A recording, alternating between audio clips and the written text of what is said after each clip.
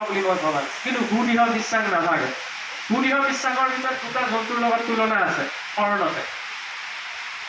মৰ্কট প্ৰপত্তি merger প্ৰপন্ন। মৰ্কট মানে হৈছে বান্দৰৰ পোৱালি আৰু মাৰ্জাৰ মানে হৈছে মেকুৰী। মেকুৰী প্ৰপন্ন আৰু মৰ্কটৰ ক্ষেত্ৰত প্ৰপত্তি। বান্দৰৰ পোৱালিটোৱে কেনেকে বান্দৰটো ইফালৰ পৰা ইফালে জঁপিয়াই ফুৰে ন, মাকজনীৰ গাত খামোচ মাৰি ধৰি থাকে, কিজানি পৰি যায়, হয়নে নহয়? এনেকেও শৰণ লোৱা যায়। মই জানো ভগৱন্তৰ আশ্ৰয়ত আছো, কিন্তু একেবাৰে বিশ্বাসো নাই, কিজানি পৰি যাওঁ, সেইকাৰণে নিজৰ চেষ্টা এটাও থাকে। আৰু মাৰজানো প্ৰপন্ন মেকুৰী পোৱালিটো মেকুৰীজনে ডিঙিটোতে ধৰি দিয়ে, নিজৰ চেষ্টা নাই। মই জানে মাতৃয়ে ধৰি দিছে যেতিয়া মই কোনো নিজৰ চেষ্টা কৰিব নোৱাৰো। এয়া এখন য'ত নিজৰ চেষ্টাটো নাথাকে, সেইকাৰণে এখন কোনো কাকো দি দিব নোৱাৰে। সেইটো এটা স্থিতি পোৱা যায়।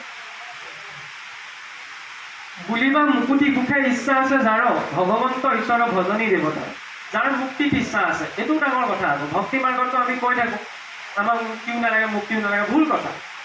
আমাক মুক্তি লাগে, এই মোহত আছে। নহয়, চাকৰিটো পালেহে চাকৰিটো এৰিব পাৰিব।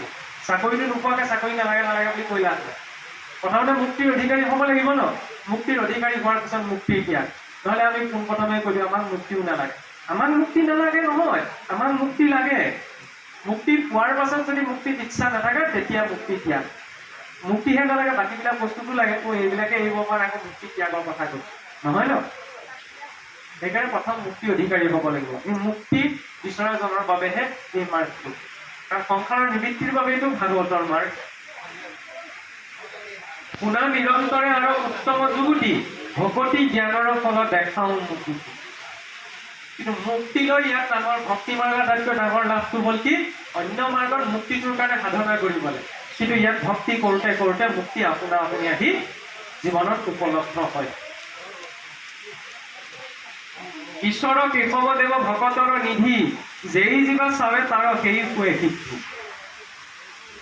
ভগৱন্তক ভক্তৰ নিধি বুলি কোৱা হৈছে। যেনেকে অষ্টসিদ্ধি, অনিমা লঘিমা প্ৰাপ্তি প্ৰকাশ বৈচিত্ৰ বৈচিত্ৰ আদি অষ্টসিদ্ধি নৱনিধি আছে ন।